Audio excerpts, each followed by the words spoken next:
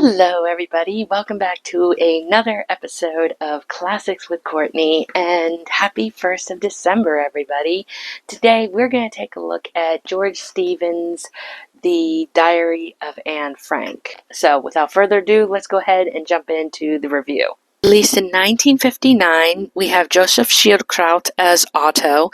Playing the rest of the family is newcomer Millie Perkins as Anne, Diane Baker as Margot, and Gusti Huber as his wife Edith. The other families consist of the Von Dons, played by Lou Jacobi, Shelley Winters, and Richard Mayer. And then we have Ed Wynn as Mr. Albert Dussel. Then we have Dodie Heath as Meep Geese and Douglas Spencer as Mr. Crawler. The film runs at exactly 3 hours, give or take a few minutes. And this is one of those movies that I honestly can say is not boring at all. And for a film that is based on the true writings of a 13 to 15-year-old girl, the film does have some suspense that I don't think the diary actually had. Granted, there are some suspenseful moments in the diary, but they're not played off as, oh my gosh, this is like a roller coaster ride. It's more or less played off as, this happened last night, or this happened at this time. Whereas the film puts you right smack in the middle of the suspense, and you're like, oh my gosh, like hanging on for dear life, and you're wondering what's going to happen. I believe I first watched this movie on Turner Classic Movies, and I really enjoyed it at the time. Although granted, it didn't really do much for me as far as, oh my gosh, I need to buy this ASAP. I still liked what I saw. Well, turned into a few months later, I did end up rewatching it, and I did buy the DVD, as you see right here, which was definitely worth the purchase. This DVD actually comes with a documentary called History versus Hollywood, narrated by Burt Reynolds, and it gets into the history of the Franks while comparing it a little bit to the film. Definitely worth the purchase for the documentary alone, but the movie itself is really well done. George Stevens is a really capable director. He, of course, is best known for doing movies like Giant and A Place in the Sun. Ironically, A Place in the Sun also starred Shelley Winters. And what I love most about this film, though, is the cast. I think the casting was absolutely splendid, especially newcomer Millie Perkins, who was only a model at the time. Yes, she is 19, which theoretically she is way too old for the role of Anne Frank. But considering that Otto really wanted Audrey Hepburn and she was 30, I would say Millie Perkins was definitely closer to age and definitely worth getting for the role. One of the things I love about Millie is, at the time, I think she was the closest we got to an Anne Frank. They had a Broadway play, I believe, which the role of Anne Frank was done by the Strasser's daughter. I can't really remember her name right now, but she did the role of Anne Frank. And I personally, no offense against her, but I did not think she looked the part. But then again, that's just me. So when she didn't pursue the role on the film and they had to go into a casting, to find the perfect Anne, I really think they got it with Millie. Although, to be honest, even though Audrey Hepburn was a little bit too old for the part, I do kind of wish we would have seen what that version would have looked like. But Audrey, I believe, said that it was way too close to her in personal life. She went through a lot during World War II, and she just couldn't take on that role. And I definitely respect her for that. The other one that steals the role, or steals the scene, is Joseph as Otto. I think he is one of the actors that did a very good job in this film, and I think he is one of the closest depictions looking like Otto. Joseph did an amazing job. Millie did an amazing job. One of the actors I feel like did not get that much credit, I feel like, was Diane Baker. I have seen Diane Baker in quite a few movies. Off the top of my head, Marnie, which is one of my favorites, and the movie Straitjacket with Joan Crawford. Although many people will probably remember her small but very memorable role in Silence of the Lambs. I really think that Diane does a really great job here as Margot. I think she's really sweet. I think she plays the role of Margot very well. I wish we would have seen a little bit more of her, but I really, really love her. The other big actor here, at least as far as, what I've seen, other than Shelley Winters, would be Peter, played by Richard Beymer. I had seen him in West Side Story, and I really liked him in that movie. I think he does a capable job here, and I think he has really good chemistry with Millie. Shelley Winters, though, I will say she does do a good job. She was nominated for Best Supporting Actress and actually won the Academy Award and gave it to the Anne Frank Museum, which I thought was really sweet of her to do. She seems like such a lovely person, but I'm not going to lie. Most movies I've seen her in, she has played a nasty character, like in A Patch of Blue. I will say her character wasn't totally bad in Lolita, but I don't know, I didn't really care for her in that movie. But I will say I absolutely loved her in the Poseidon Adventure from the 70s. Loved her in that movie. But I will say of everyone in the cast, my least favorite is definitely Ed Wynn. I had seen Ed Wynn in Mary Poppins growing up, and I thought he was okay in that movie. I didn't care for him either way, but he was okay.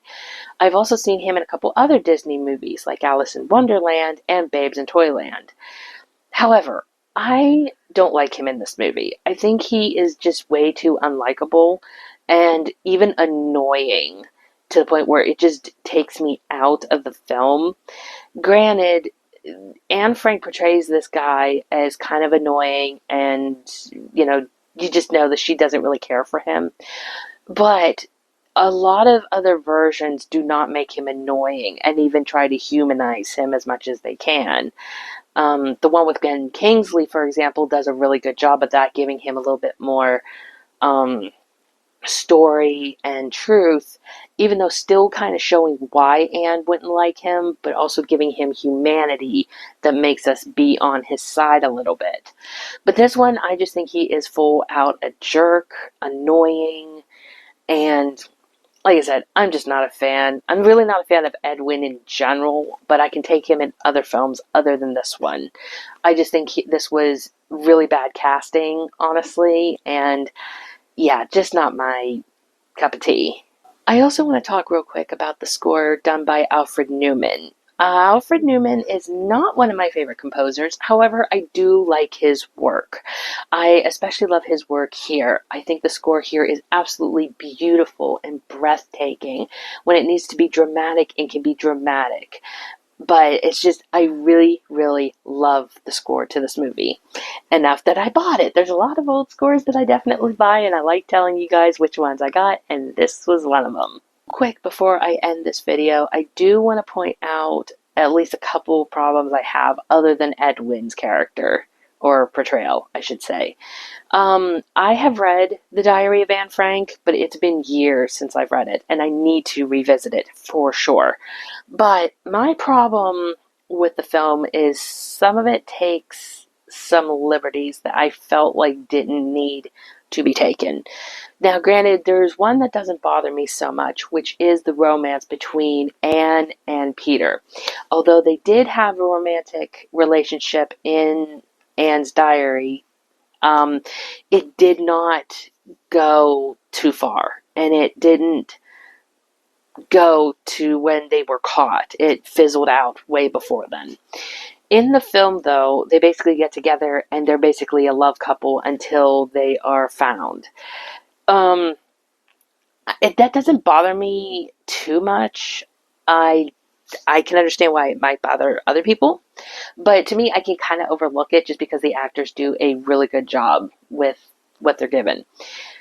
The one thing, though, I don't like was a scene that they added when Mr. Von Don is caught stealing bread, and to me, that was not needed. there's a lot of drama in it already with the Nazi regime and the fear of being caught. The fact that a thief comes twice, and the second time that he does show up, the Nazis actually come and survey the house. All alone is drama.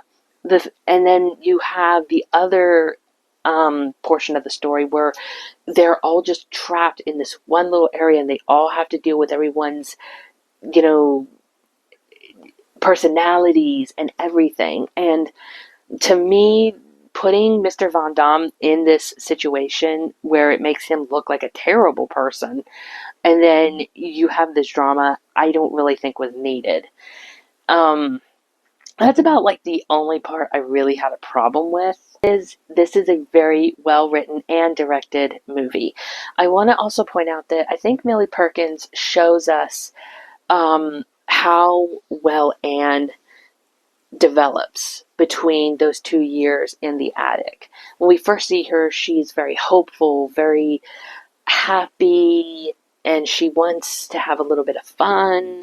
Who wants to be dignified? I don't want to be dignified. You complain that I don't treat you like a grown-up, but when I do, you resent it. I want some fun.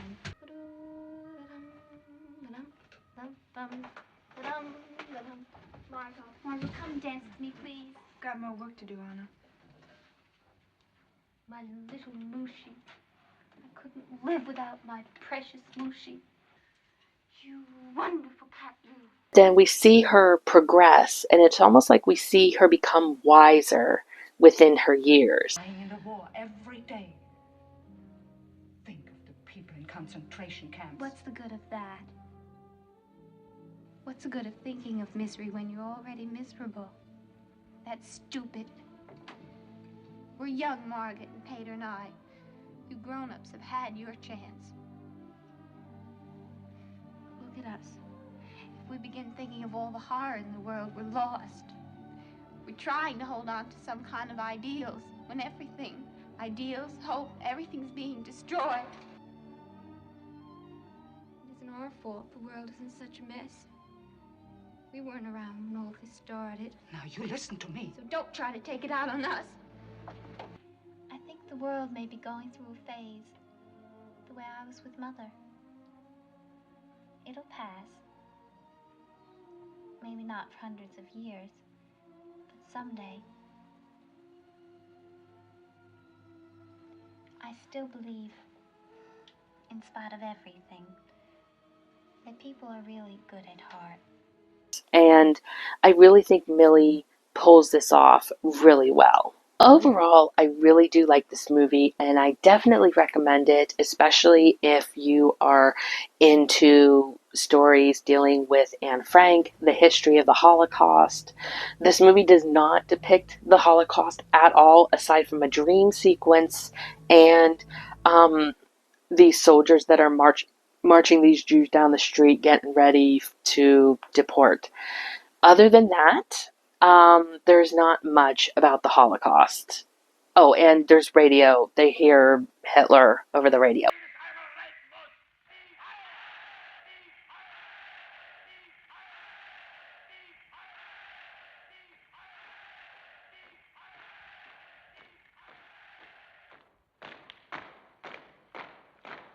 Oh, another thing I want to bring up before I end this video, I'm so sorry, is I love that whenever they would be in the middle of a scene talking, George Stevens would never tell the cast when the alarms would go off. Not run any water. We cannot use the sink or even, forgive me, the WC. The pipes go down through the workrooms.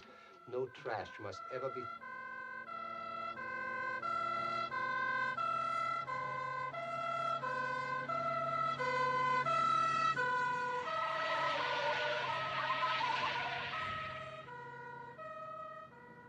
I wonder where maybe she's usually so proud.